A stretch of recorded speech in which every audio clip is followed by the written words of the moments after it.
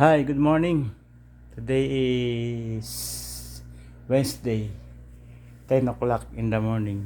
Mag-vlog po ako mga ka-vlogger. Shout out to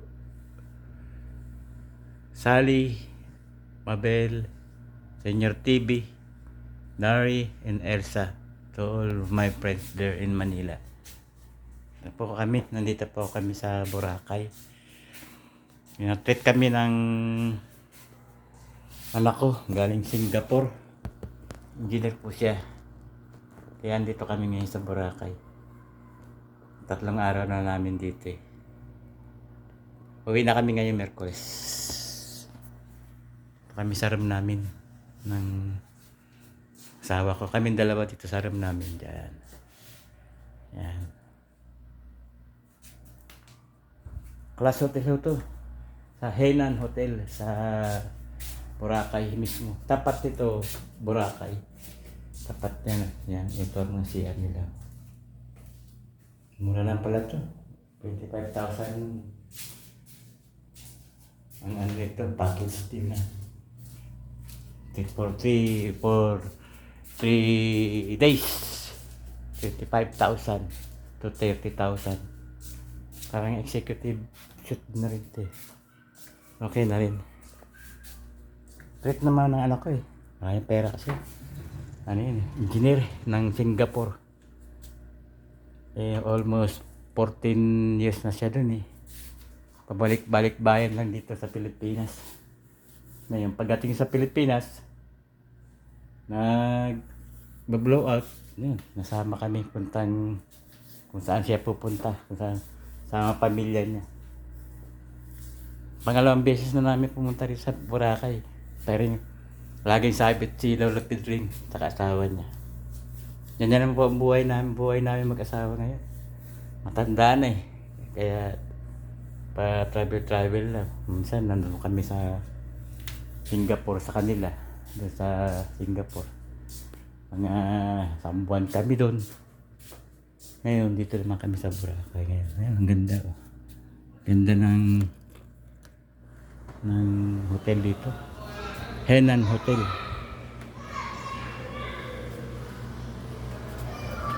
Yan, may swimming pool pa. 6th floor. Yan ang dito.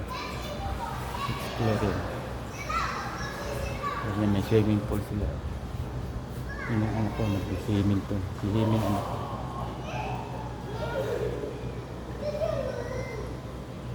Pag gusto mo mag-swimming yan, resort.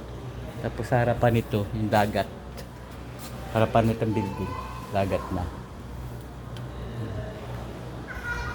Sarap buhay na may pera talaga. Kasi wala tayong pera eh. Yung anak ko lang may pera. Tagal na rin sa Singapore kasi. Yung bahay na tinitira namin sa Quezon City, kanya yun. Siyang bumili nun para sa amin mag-asawa. Parang pinaparanas din na sa amin yung kaginawaan kasi nga galing kami sa hirap din eh. Nag-aral ko sila sa pamamagitan ng tricycle. Operator po ako ng tricycle dati. Nagmumotor ako sa Quezon City sa Deola Heights. Diyan po ako na ang toda namin for almost 20 years in the road. Pinag-aral ko ang mga anak ko, 4 yan. Ngayon, medyo relax na. Yan ang ganda oh. Yan, gastos niya lahat yan. 3 araw kami dito. Gastos ng anak ko yan, na engineer. Kaya maganda yun ipapaaral tayo. Para sa kinabukasan ng ating pamilya. Huwag natin samahan ng bisyo kasi ano lang yan eh. Ang buhay tayo sa mundo na minsan-minsan lang tayo pakaligaya sa mundo. Kung samahan natin ng mga kalokohan sa buhay, hindi talaga makapagpaaral ng mga pamilya. Ang mga anak mo, mabababae ka pa. Hindi ko nugali o mga babae, pero nang babae rin ako. Nang babae rin ha. Ang konti lang, hindi na masyado. Yun lang naman ako. Kasi minsan, may umaback-ride sa tricycle. Yan, siya namin. Ganda, no? Pag maniligo kami, yan. Yan. Kataon niya, baka mabuntis ka pa, misis ko. Pero matanda na nila pili. Hindi mabubuntis yun. Mga senior na. Ako, magki-69 na ako. Yan, no? Yan. Okay, di ba? Pasal kayo sa labas.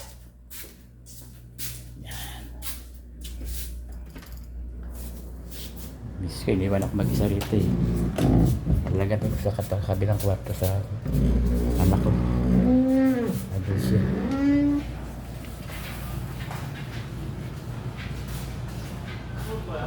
Ayan o, ang haba o. Ganda o. Medyo dito. Luwag. Sarap. Sarap maging mayaman, no? Pero hindi tayo mayaman. Asa, nasa pala ko, pal kami. Palamunin ng anak. Alam mo bakit? Tatanong kayo bakit wala akong ngipin.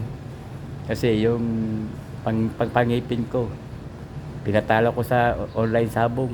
Kaya yan, titiis ako na walang ngipin. Okay lang, wala nang problema. Hindi naman tayo manliligaw na eh. Diba? Tama na yan. Ganda yan. Oo. Diba? Ganda. Ganda yun. Laki ng hotel ito, 6th floor. Ganda oh. Oh. Kaya minsan eh, bisyo talaga, hindi mo mapigilan minsan. Kasi nga, mga ka-vlogger, sugaraw din ako ng araw pero kontrolado. Hindi masyado kasi gawa ng nagpapaaral ako nun. Naging presidente rin ako ng TODA tricycle for almost 4 years. Puro man corrupt dun. Pagdating sa TODA, puro corrupt naman ang mga style dyan. Alam ka ng pasikot-sikot dyan. Kaya nga ngayon, pasyal-pasyal na lang kasi malapit na tayo sa final curtain. Alam niyo ba final curtain? Yun na. Pagkasaradawan na tayo ng Panginoon. Pasukin na tayo sa taas. Kaya ngayon, mga natitirang mga araw ko, gusto ko talaga mag-ikot na lang sa sa probinsya eh. Bali nga walang ngipin. Wala, kasalanan ko naman eh. Natalo ko sa sabong. Tapos meron pa rin man ng pera eh. Ayoko ng pangipin. Tama na yung bungal. Hindi na ako manliligaw kasi misis ko dyan, no? Ganda-ganda na asawa ko. Kahit pa paano, makaka-score pa naman. Oh. Ay, sing. Kanta tayo, kanta. Ano? Kanta ka na lang tayo. Senyor Sebi. Siguro ikaw, maraming ka na rin karanasan kasi mga senior tayo eh. Sarap balikan nga eh. May mga karanasan natin. Gusto nga balikan. Gusto ko magkaroon ulit ng bata pa ulit ako eh. Tapos ayusin ko na yung buhay ko lalo. Magpapayaman ako, yun ang plano ko eh. Kaso hindi na pwede maging bata eh, di ba? Palubog na tayo. Kukunin na tayo ng Panginoon. Yun ang tandaan niya. Ngunti na lang natitirang araw natin. Ako. Praktikal tayo, boss. Shoutout kay Sally. Magaling na bata. Magaling din na magulang to si Sally. Family oriented din. At sinsado rin. Sa negosyo niya eh. Maribel, maganda rin siguro ang buhay nito. Senior TV, maganda rin ang buhay nito. Si Larry, maganda rin siguro ang buhay nito. Si Elsa, nasa Japan, maganda rin ang buhay. Sige, ito na. Sasara ko na to. Shout out to all of you. Kanta lang tayo. Sarap kumanta, di ba? Oo. Rak-raka na! Ganyan ako. Doon ako nabubuhay na sa lakran. Kahit na sigawan ako na kung kapitbahay ko rito sa amin. Kikinig lang sila eh. Dahil minsan pumapalakpak pa nga eh. You! Have a nice day! Uwi na rin kayo maya sa Pilipinas. Ay, Pilipinas. Sa Manila. 5 o'clock. Thank you very much. Bye-bye!